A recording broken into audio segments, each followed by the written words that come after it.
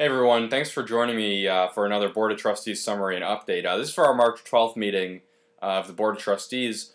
Before we got the meeting started last Monday, we started on kind of a somber note, remembering and reflecting on Congressman Donald Payne, who served in Congress for New Jersey for over 20 years, and actually was New Jersey's first black congressman.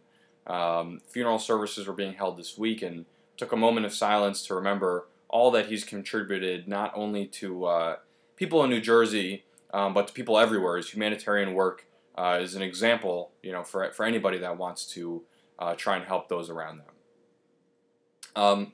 We did have a couple announcements in our meeting. The first is that the Recreation and Cultural Affairs ID badges are now available. You can go to Baird to purchase those. They're $30 if you purchase before May 15th, $35 after that. So we encourage you to head down to the Baird, pick those up, and gives you access to all the different recreation programs that are available in South Orange. You can also find out a little more information at thebaird.org. There'll be an electronic recycling day at the Public Works Department at 300 Walton Ave, and that will be Saturday, March 24th. That will be from 8 a.m. to noon. And make sure you bring down a proof of residency. The community garden, as of Monday night, still had a few plots available. If you're interested in that, you can go to southorange.org/communitygarden, or you can go down to the Baird to fill out an application there. The annual spring cleanup is starting and starts on April 2nd and goes through May 14th. Leaves and other yard material you can bring out to the curb. Any very small sticks we ask you to bundle and package and put it out by the curb. Remember, don't put these out on the street itself, but put them out between your sidewalk and the street. We don't want putting them in the street is kind of a safety hazard. We saw a lot of that during the last storm. If you can fit them right on the curb where the sidewalk is, between the sidewalk and the street, that's the ideal spot. Also, the Community Emergency Response Team is starting up again. We're really excited about this. This is a program that I've been very involved in. In fact, starting with CERT was actually, for me, the first step to becoming an EMT and joining the rescue squad as a volunteer. It's a really great program. It's basically a 20-hour class, and it teaches you some emergency preparedness and disaster response skills that could help in the event of a large weather event or something else. And basically, CERT is a program that's used by the village, and we're building the program up now. Seton Hall has a really great program, and it basically creates a core of volunteers that can help direct traffic, help pass out materials, and help do some triage and emergency response for really large-scale disasters. They're also just really good skills to know that can help protect you and your family. If you want to find out a little more information about CERT, you can go to southorange.org/CERT. The classes start March 24th, and we do them up at Seton Hall, which has been a really amazing partner for us about that. We had two presentations in our meeting. And the first was the Lions Club. They talked about all the different services that they offer in town, especially like the iMobile and things like that. And we, again, encourage nonprofits or community groups that want to share a little bit about what they do to come into the meeting and talk to us for 5 or 10 minutes about what your organization does. You can find out a little bit more about that on the website if you watch the video of the meeting.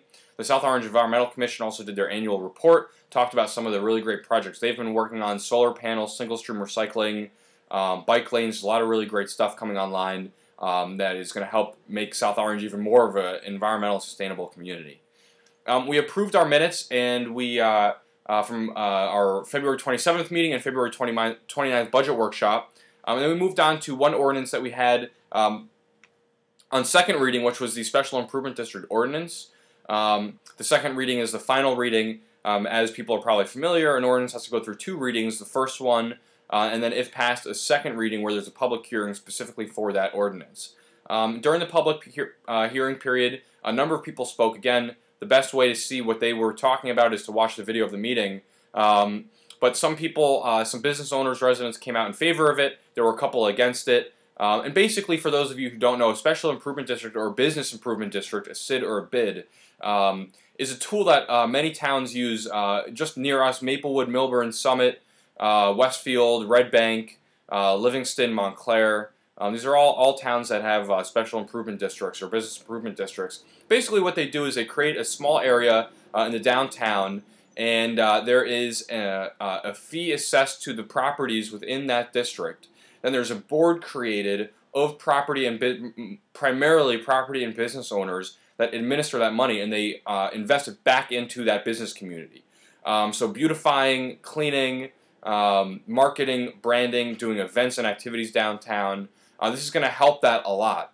It's going to have a little bit more of a pool of money to work with, because all the business owners are going to have to pay into this, not just the people who already voluntarily contribute. It's kind of a tragedy of the commons the way it is now, and this kind of forces everybody to be a part of it. And then again, it's administered primarily by the business community, so they can decide what the budget is, whether it's too much or too little, and they can help administer some of the programs. Main Street South Orange, which has done an amazing job, kind of struggles within the organizational structure it has, which is just voluntary contributions, which actually right now mostly come from residents.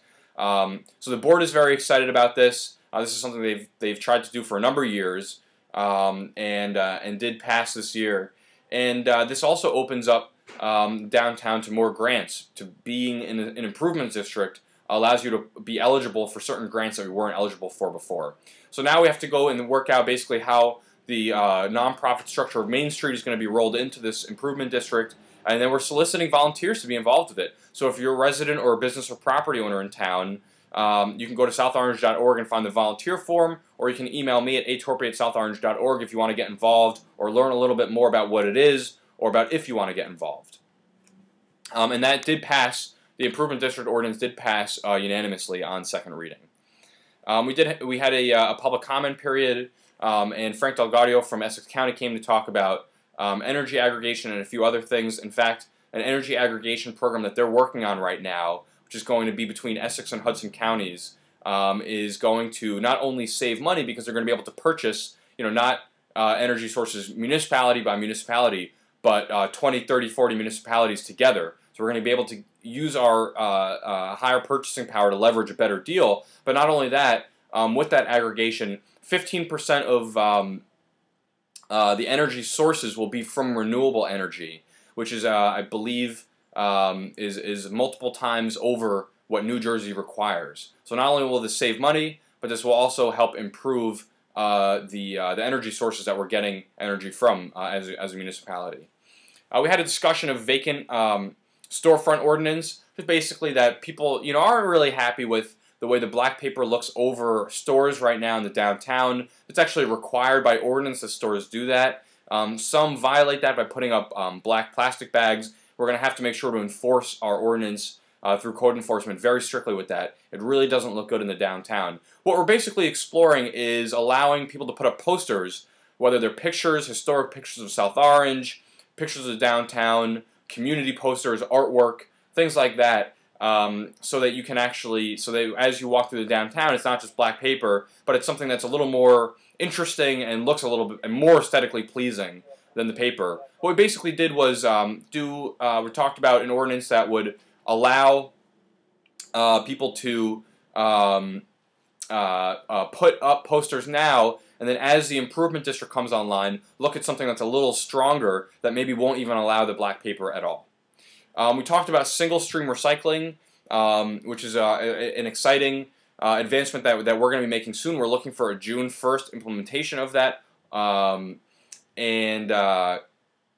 Basically the idea is that although there's slightly, we get slightly less we're able to sell it for less, the material that we would produce down at the recycling depot, we're able to sell that less per ton.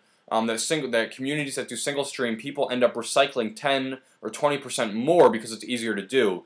So basically everything would be in one toter. You wouldn't have to separate your recycling anymore. So we'd like to see that will help the environment and hopefully, if not raise more money, at least be about the same. The administrator talked about our assessments, the reassessments, and that we're going to write something up to put on the website. We can explain a little bit more about estimates and guesses for how that may affect people's taxes. Moved on to talk a little bit about the procedure for creating an improvement district board, and our attorney is meeting with Main Street South Orange to talk about rolling that legal structure in, and the administrator and I will be talking about creating a timeline so we know kind of over the next couple months, where we're going to be as we go forward with this process. We also talked about East Orange Water Commission, that we're awaiting appointment of a special master. That person will basically go in and administrate some of the functions and get some of the data that we haven't been able to get from East Orange Water. We had a number of resolutions on the consent agenda, which I'll scroll through on the screen right now. You can take a look at any of them. There's one in particular that I did want to talk about that I think is very exciting. It's a grant from FEMA. It's the first time that we're applying for this grant. It's been around for a number of years, but I learned about this grant from going to an OEM workshop. And this grant basically allows us to apply for up to $40,000 because we're applying with Seton Hall as a partner, as a co-applicant on the grant. And that's to help correct any deficiencies that were noted in an exercise that we did. The grant's very specific about that. We did do an active shooter drill at Seton Hall last year, and this grant will allow us to correct some communications deficiencies that we found in that. So we'll be able to reinvest. We'll get some grant money that will allow us to reinvest in an alert system, reverse 911 system, and website that will potentially allow us to show emergency information much more clearly than what we're capable of doing now, and really push information out to residents, not only because there'll be an easier sign-up form to be able to get the alerts, but because the actual administrative interface will allow us to allow more people to access that, so it doesn't have to go through an IT person. And we're really excited about that. That's $40,000, up to $40,000 that we wouldn't have had, that we're now going to be able to use to not only buy that software, but also extra radio communications equipment for use by people if there's a large-scale disaster and we recall the police and fire and EMS and now CERT, that we have radios that we can give out to volunteers or other emergency workers so that they can stay in contact with our incident commander. We're also looking at potentially being able to purchase some different workshops and training for various people throughout that as well. So it's a great grant. It's the first time we're applying for it. We feel pretty good about the application. We've been working on it, and that's a great opportunity for us. I'll scroll through. Hopefully you'll see the rest of the consent agenda resolutions. If you have any questions about any of those, please feel free to reach out to me. And I thank you again for tuning in to another update. If you have any questions, please contact me. I'm really excited that there's going to be a State of the Village address coming up soon. It hasn't been done in South Orange in a while, and I think is very much needed to give an all-around update about what's been happening and also talk about some of the challenges that we face. If you have any questions, please, again, email me, find me on Facebook or Twitter, or stop by my office hours Tuesday afternoon starting at 3:30. Thanks again, and take care.